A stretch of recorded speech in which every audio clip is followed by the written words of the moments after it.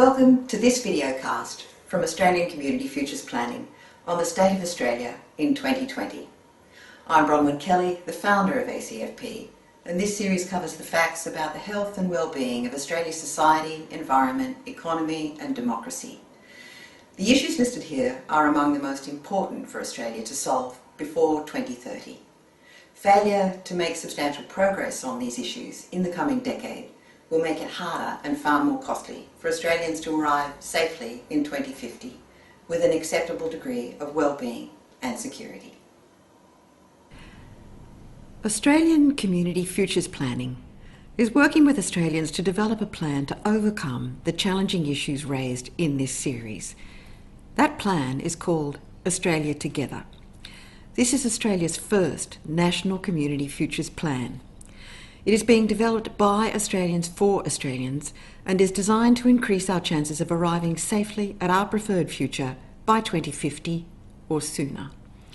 Factual details and data presented in this series provide the starting points for Australia Together. They pinpoint some of our biggest weaknesses as a nation in 2020.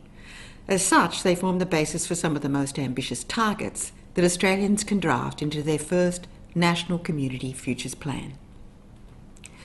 The full set of 7 videocasts on the State of Australia in 2020 covers facts about our nation's health and well-being in 20 critical areas of our society, environment, economy and democracy.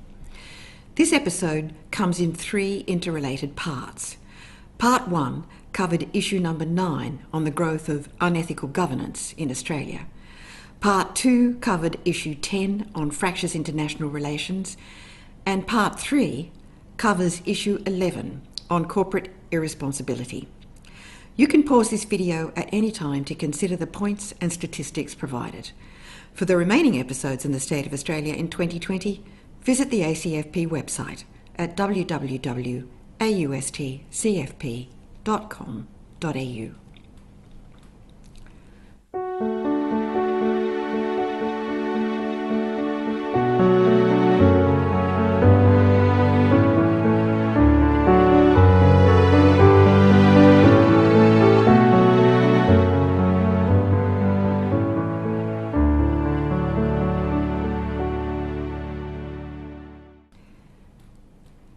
In Australia in 2020, the standard of corporate responsibility is a bit of a mixed bag.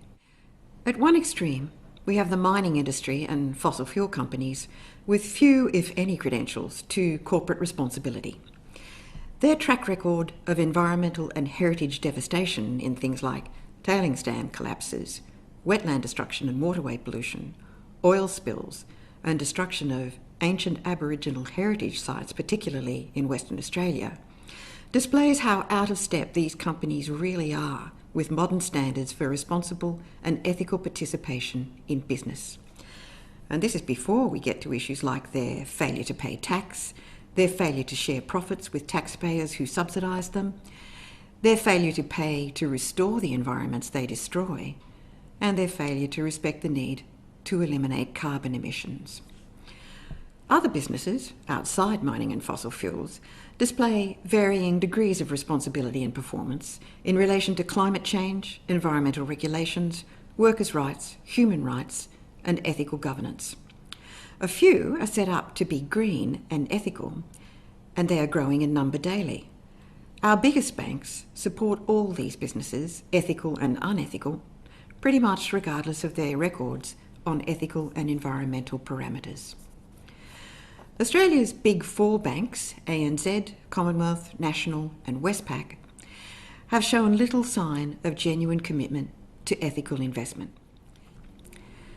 As the independent ethical investment watchdog Market Forces has reported, between 2016 and 2020, Australia's big 4 banks invested more than 3 times as much in fossil fuels as they did in renewables. And by that, they enabled 13.9 billion tonnes of CO2 to be emitted to the atmosphere. The world and Australia do not need this. On the contrary, we need to write off existing fossil fuel investments and reduce, not increase, carbon emissions. We need to take the hit for those past bad investments now before they get much worse. But since Australia signed on to the Paris Agreement in 2015 and at least outwardly agreed to do everything necessary to prevent the Earth from heating by more than 1.5 degrees Celsius, these big banks and some others, such as Macquarie Bank, have dragged Australia's economy and investors far deeper into future massive financial losses via their expanded investment in fossil fuels. These are investments that simply do not have a future long enough to enable the banks to get their and our money back. This is a betrayal of Australia on both environmental and financial measures. What we have to imagine here is a big future loss for the banking sector and yet another taxpayer bailout for that sector, and this time for much more than Australians had to shoulder during the global financial crisis. There really should be laws against this, but there aren't. And because there aren't, the big four banks have provided finance for 33 new or expanded fossil fuel projects since committing to support the Paris Agreement. Over their lifetimes, these projects are expected to enable the release of an additional 9 billion tonnes of CO2. This is enough to cancel out Australia's planned reduction in emissions between 2021 and 2030.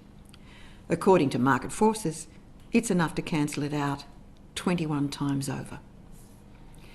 And yet the banks show next to no intention of stopping this behaviour. As at late 2020, they have no published intention to phase out fossil fuel exposure in line with the Paris Agreement, or rule out funding for new or expansionary projects, or even rule out investing in companies whose business plan would lead to failure under the Paris Agreement. There is barely a shred of ethics here. And if ethics are not present in the sector that is providing the capital for our future economy, we can be certain that far too much of the business sector itself is still prepared to run Australia up against the rocks for the sake of short-term private profits. The split in consciousness and conscience about corporate responsibility and ethics can be understood as an ideological divide. Australia and Australians are stuck in the middle of a clash between two different approaches to business. One of these is exemplified by the policies and plans for Australia put forward by the Business Council of Australia in their release in 2019 of what they have called a Plan for a Stronger Australia. This plan clings to a business-first approach, as though only business can save Australia. In opposition to that, we have plans put forward by the Australian National Outlook 2019, a group of Australian businesses, non-profit organisations, universities and professionals, led by the CSIRO and, somewhat ironically given their funding of fossil fuels, the National Australia Bank. These two plans are chalk and cheese, even though they're both put forward with the involvement of big business, big finance and big fossil fuels. The difference in the case of the Australian National Outlook is that it involves universities, charitable NGOs, and professionals from both the private and government trading enterprise sectors. They have collaborated to produce a plan that demonstrably takes the national interest into account first and foremost. And this has shaved off the excesses of the participants in business that we know can otherwise behave less altruistically, like the National Australia Bank and the other participant in the Outlook, Shell Oil. By contrast, the BCA's plan moderates no such excesses. It unashamedly considers that the national interest, and workers' interest for that matter, cannot be served at all unless the interests of business owners are served first. The BCA's plan for a stronger Australia is based on neoliberalism. It is a plan that assumes businesses should be supported by government rather than be competitive in their own right. And to ensure that any of its losses can be socialised, meaning that society can pay for its losses, it proposes the accumulation of government surpluses and abstemiousness by the government sector in spending on services for ordinary Australians. Specifically, it calls for continued subsidies from Australians and protection of industries that are becoming uncompetitive due to climate change or globalisation or outdated technology and equipment. It also calls for income and company tax reductions and a cap on the total amount of taxation revenue that may be collected by the government relative to GDP. And it calls for caps on government spending. In other words, it calls for austerity in public services. In essence, the BCA prefers revenue from taxation to be spent on and by private sector businesses. It does not prefer revenue from taxation to be spent by taxpayers on taxpayers. And it promotes taxpayer spending on taxpayers as inherently inefficient. The message is that private sector business owners are better at using our money and labour efficiently, something which we have seen in episode 2 of this series is quite unlikely to be true. The BCA plan also seeks government support for buyouts of public assets. Sometimes they even want us to lend them the money to buy our assets. It also seeks labour market deregulation, which reduces conditions and wages for Australians. And it seeks deletion of legislated increases to the superannuation guarantee, easing of airport noise regulations, easing of environmental regulations, and elimination of bans on gas exploration.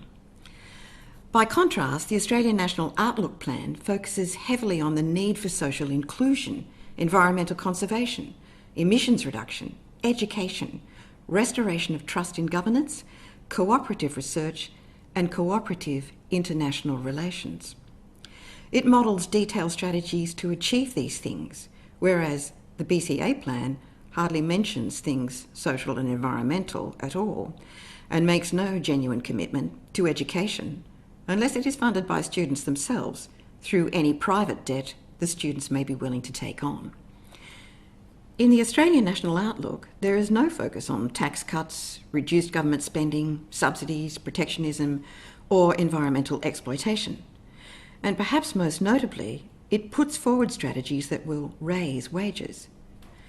By contrast, the BCA simply expects that workers should fund their own wage rises, meaning that if workers want increases in their take-home pay, they should fund that themselves via tax cuts and cuts to legislated increases in their superannuation. The BCA offers no strategy at all that will fund wage rises through, say, profit sharing, through investment of profits in research and development, or through investment in new private capital, unless, of course, it is underwritten as much as possible by the taxpayer. The assumptions underpinning all this, as stated outright by the BCA, are that governments must seek to create the environment where Australians can succeed because employers are doing well. But the trouble with this is that the actions the Business Council of Australia prefers to outline, all of which are straight down the line neoliberalism, do not improve the lives of Australians. We are not succeeding in gaining wage improvements. Benefits are not trickling down to workers. Prices for public services that have been privatised are not dropping. In some cases, they've been rising excessively, such as in energy. We can't afford much in the way of higher education anymore. Lower tax rates for the rich and businesses are not translating to investment by business, nor are lower taxes for the rich translating to job creation or higher income for the poor. These policies are instead stoking the growth of inequality. In fact, the objective of this sort of plan, a hard-line neoliberal plan, can only be and is inequality. And to top it all off, the economy is not growing as well as it did before neoliberalism hit Australia big time in 2014. And it is not growing as well as it did when government played a bigger role both as a total contributor to the economy and as a competitor to the private sector. The BCA has been implementing its neoliberal plans for Australia for over 20 years, but has ramped up its efforts since 2014. And this is the result, a wrecked economy. If viewers wish to see more detail on how neoliberalism has contributed to our economic decline, they might view episode 5 in this series. This provides more data on how Australia's economy has been in decline since 2014 and was in a poor state before the onset of COVID-19, courtesy of neoliberalism. The BCA could have thought about a plan for a stronger Australia from the opposite angle. They could have said, the actions that will improve our lives require creating the environment where businesses can do well because all Australians have an equal opportunity to succeed. But that alternative mindset was not on offer in their so-called plan for a stronger Australia. A partnership of equals is not preferred by the BCA. The words partnership, joint and cooperation feature not at all in their plan, at least not in the context of employer-worker relationships.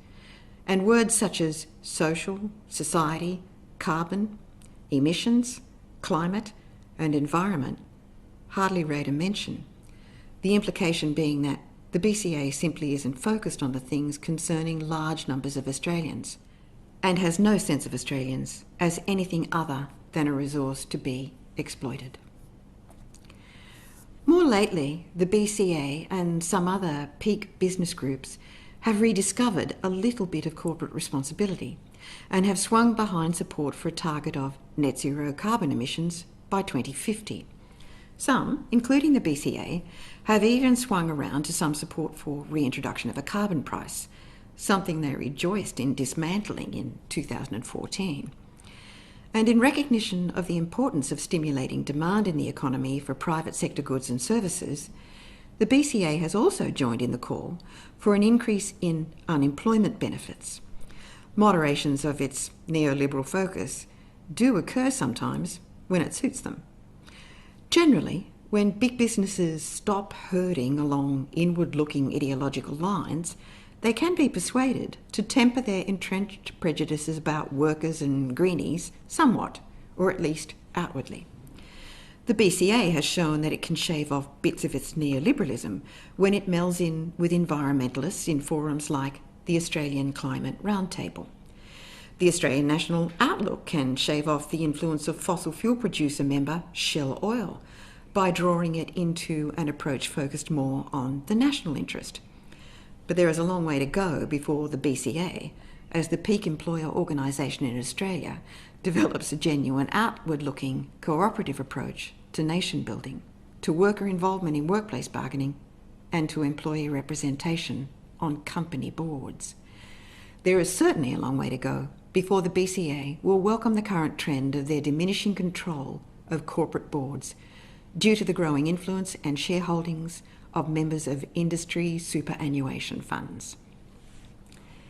At the end of 2020, big business groups are lobbying in herds wherever they can to stop the implementation of legislated increases to the superannuation guarantee, increases that are due to grow by increments of 0.5% per annum between 2021 and 2025, providing a total of a 2.5% income increase to workers over the next 5 years. Businesses are arguing this can't be afforded and that the increases will detract from wage rises that may otherwise accrue. They were arguing this before COVID-19. This obviously specious argument is that Australians need this money in their pockets now and will not need it when they retire. This is nothing more than a plea to Australians that not only should they continue to suffer the low wage increases forced on them over the years from 2014, while company profits rose dramatically, they should expect to forgo tiny superannuation increases too. Having become accustomed to not having to share its high profits with workers in wage rises in the past half dozen years, big business clearly wants to keep that pattern in place. Of course, the reality is that Australia has not reached a point where a mere 0.5% superannuation increase can't be afforded in a year, pandemics notwithstanding. As a nation, we still generate a high ratio of wealth per capita, and our system depends on sharing this around. The real concern from the big business perspective is not about the affordability of the superannuation increase. It is about their fear that the increasing investment power of ordinary Australians via their superannuation, a power which has now ballooned out to almost $3 trillion, will swamp the power of the tiny few who have hitherto enjoyed total control of corporate boards. The argument that Australians do not need their superannuation increases is about shoring up elite corporate powers, and it is especially about the fear by corporations that they will be forced to act and invest ethically when it might not suit them. The Prime Minister, Scott Morrison, has obviously heard this plea from the corporate powers and has responded by vowing to introduce legislation to outlaw boycotts by Australians of companies we might personally believe to be acting in an unethical or environmentally damaging way. He came out in late 2019 and stated peremptorily that, together with the Attorney General, Christian Porter, we are working to identify serious mechanisms that can successfully outlaw these indulgent and selfish boycott practices that threaten the livelihoods of fellow Australians. He meant we should outlaw protests where one Australian merely encourages another not to invest in or supply to industries that pose unacceptable environmental threats and losses. It was an endorsement of suppression of free speech and free choice, suppression of the rights of Australians to decide where they will spend their money, and even suppression of the free market that he would otherwise have habitually endorsed as the most efficient hand of wealth generation. What this indicates is that the authority to determine what is and isn't responsible in corporate behaviour isn't going to be ceded by big business to ordinary Australians without a fight. There is an objective within neoliberalism that equality on that scale should not be realised, especially not by means of employer-funded superannuation increases. Running in parallel with that sort of corporate power play and reinforcing it is a partnership between the Conservative federal government since 2014 and the Murdoch media. This partnership has been operating in an anti-competitive way to gradually disable the taxpayer-owned ABC and reduce whatever competition it may pose to Murdoch. It has also operated very effectively to disable the open market design of Australia's national broadband network, with the coalition government abandoning the original NBN design of fibre optic cable to homes in 2014 and replacing it with mixed cables to nodes remote from homes. This meant that households would have to pay extra to connect to the NBN, and also that it would be slower than the original design. And this introduced an extra barrier to entry for competitors to Murdoch, such as Netflix. Because of the conversion of the design into cable to the node, Murdoch was able to protect the dominance of his Foxtel cable network in Australia. Both of these power plays, the budget reductions for the ABC and the budget reductions for the lower service design of the NBN, were strongly anti-competitive moves in Murdoch's favour.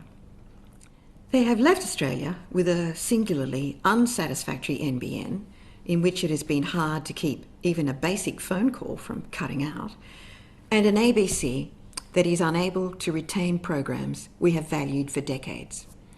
At least 1,000 Australians have needlessly lost their jobs at the ABC because of this.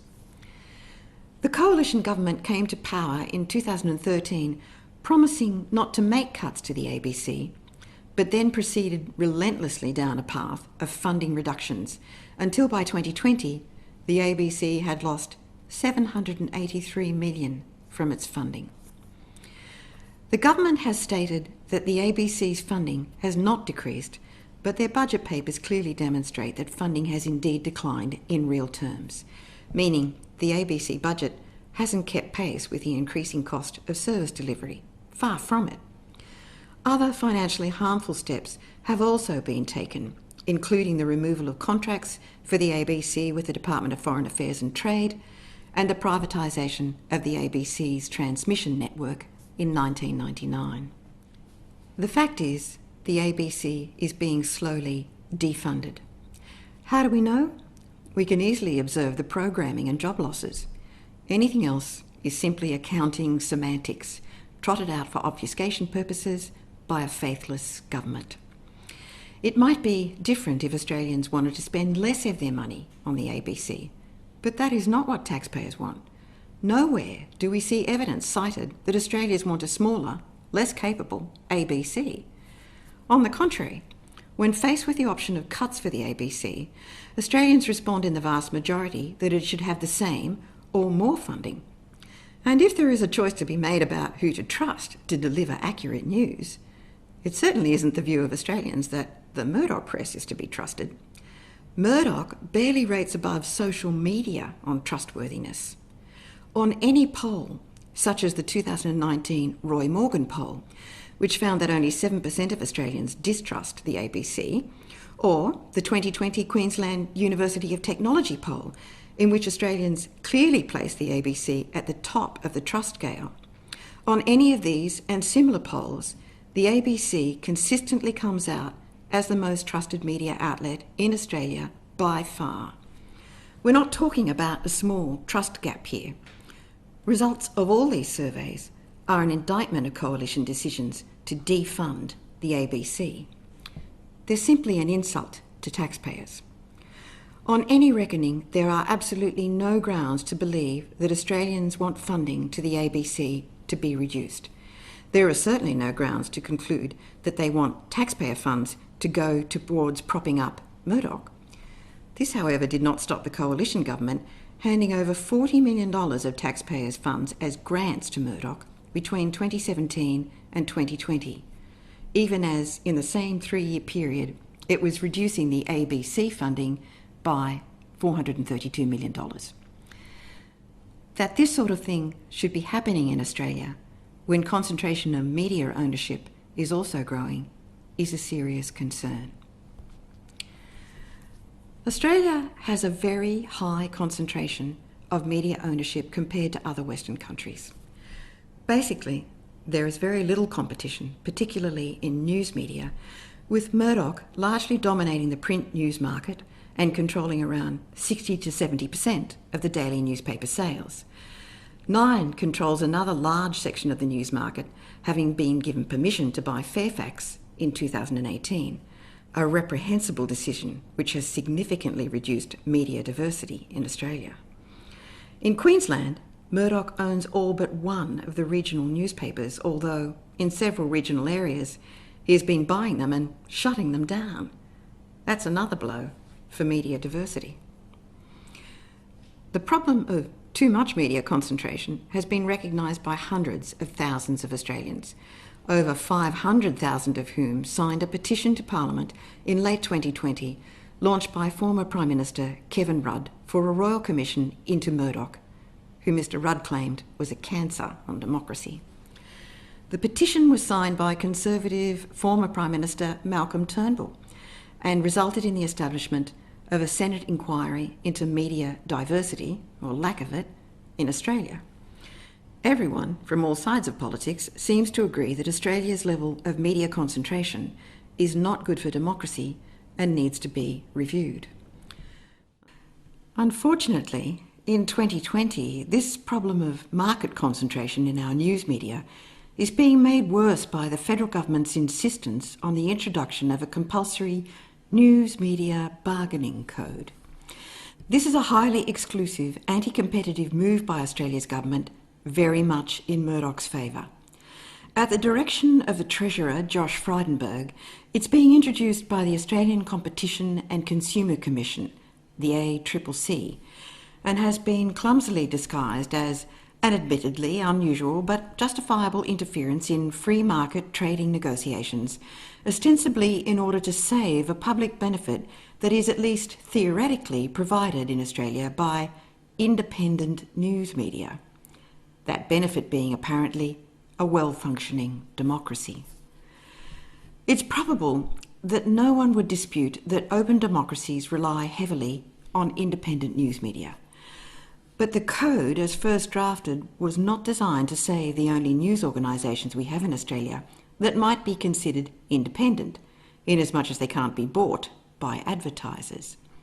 It wasn't designed to save the ABC or some other outlets that run largely or wholly independent of advertising, such as The Conversation. Instead, the primary intention of the code was to save essentially non-independent, for-profit news businesses in the private sector, those enthralled to and dependent on advertisers. The government didn't ask itself whether continued and boosted dependence on advertising was a good thing for maintenance of independent public interest journalism.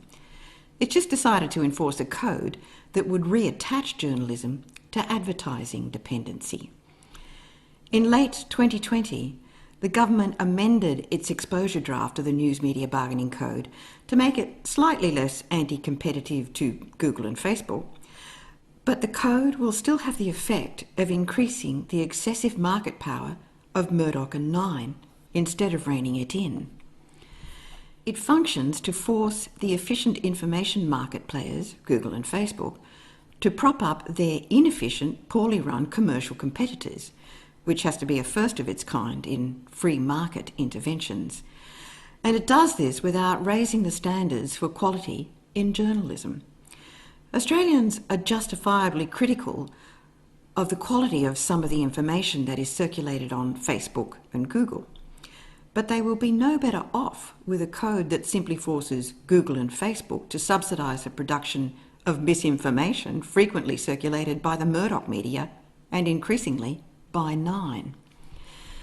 The ACCC has asserted that the extraordinarily disproportionate market intervention that is the News Media Bargaining Code is necessary to correct an ostensible, but not proven, bargaining power imbalance held by Google and Facebook over Murdoch and Nine. This is an assertion that even Conservative Liberal Party politicians found laughable in their review of the ACCC's code.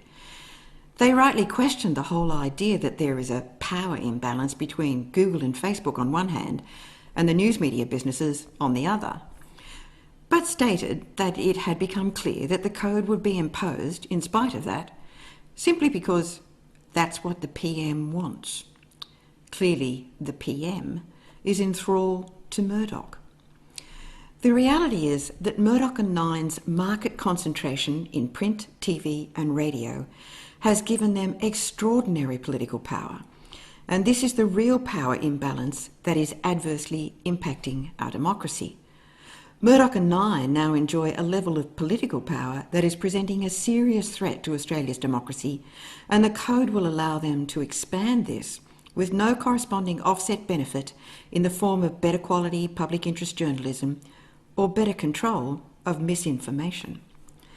The code is being marketed as the saviour of small players in public interest journalism businesses.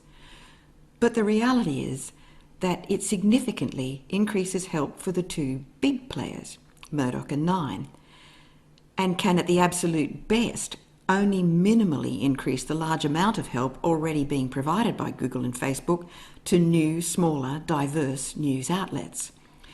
Digital platforms have increased the competitive capacity of small news outlets against the big ones simply by making new business models available to new entrants that are far more cost efficient for creation and delivery of news.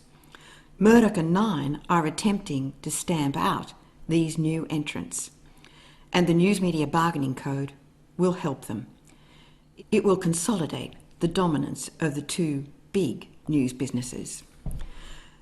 For more information on this, viewers may watch the video submission from Australian Community Futures Planning to the Senate inquiry into media diversity. You can watch this on our website at www.austcfp.com.au/news, or just Google ACFP submission to the Senate inquiry into media diversity in Australia. You can also read our full written submission on the ACFP website. In a nutshell, ACFP has suggested just two straightforward reforms for protection of our democracy in the digital age.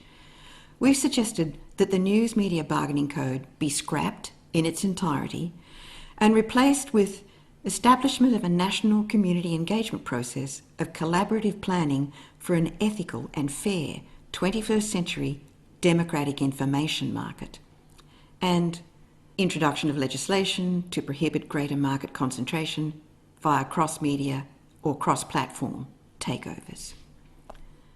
The ACCC has conducted a long inquiry into the digital platforms and has emerged suggesting that it is the digital giants, Google and Facebook, that are threatening journalism and therefore democracy.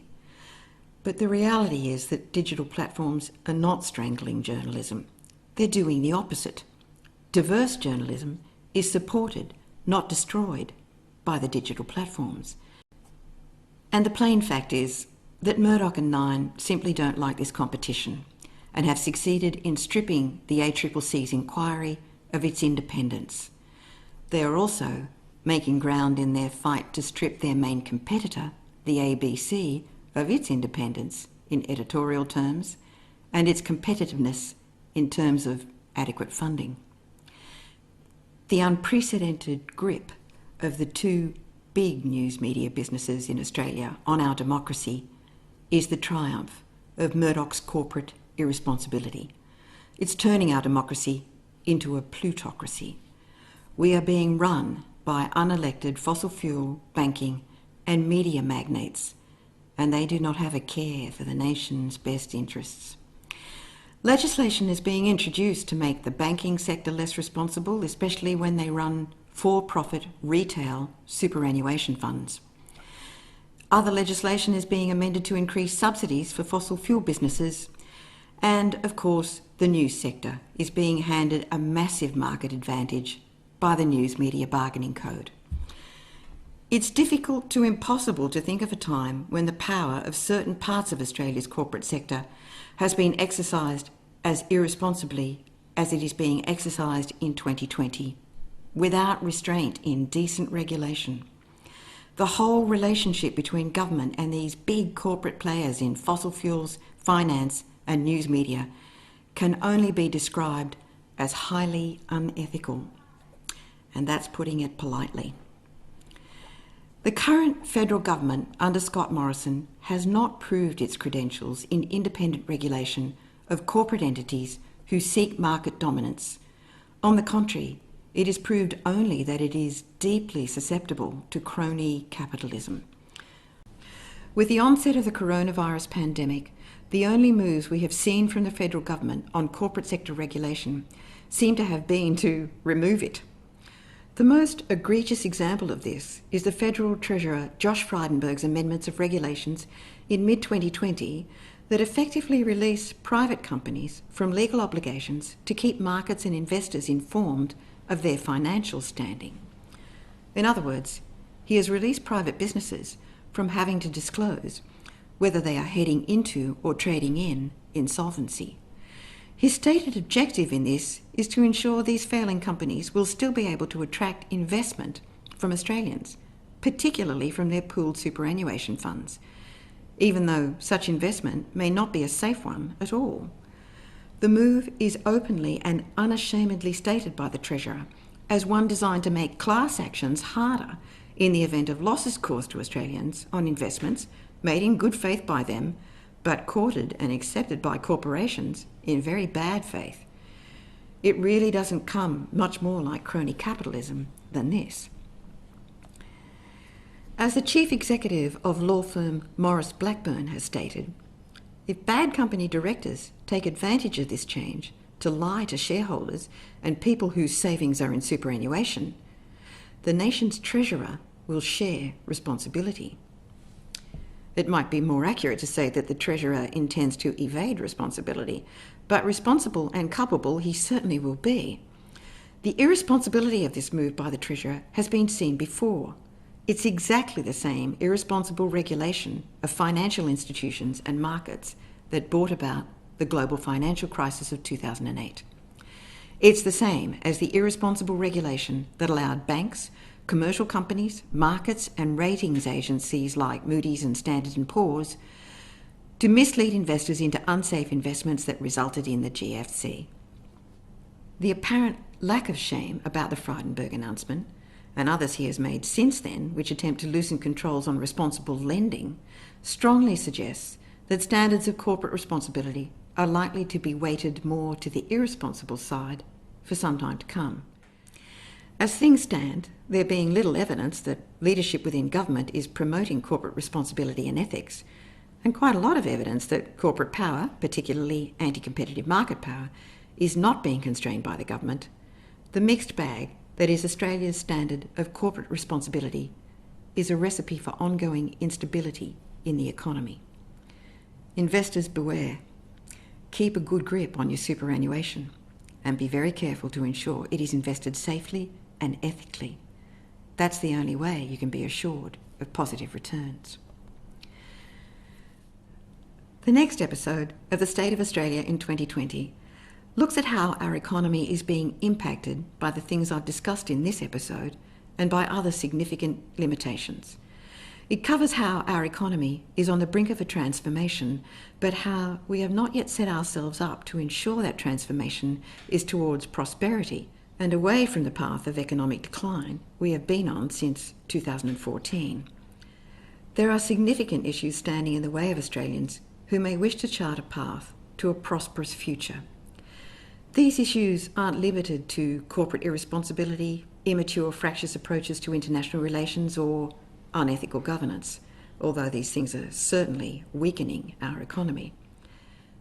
The next episode covers other threats arising from our own attitudes about the role of government in economic prosperity, the role of Australians as owners of Australia's resources, and the place of welfare in relation to prosperity.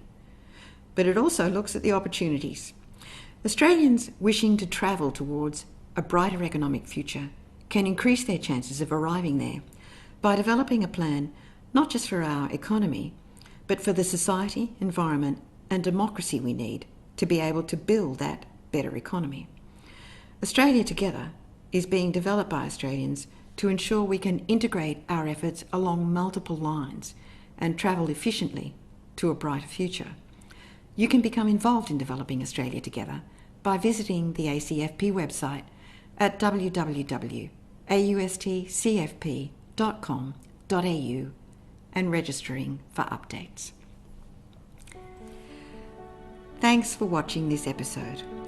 For further episodes in this series of the State of Australia in 2020, visit the ACFP website, or stay tuned for episode 5 on the decline of Australia's economy, the loss of public ownership of Australian assets, and our inertia in transition to a decarbonised economy. If you like this episode, please click like on the YouTube page and share the episode with your friends and subscribe to this channel.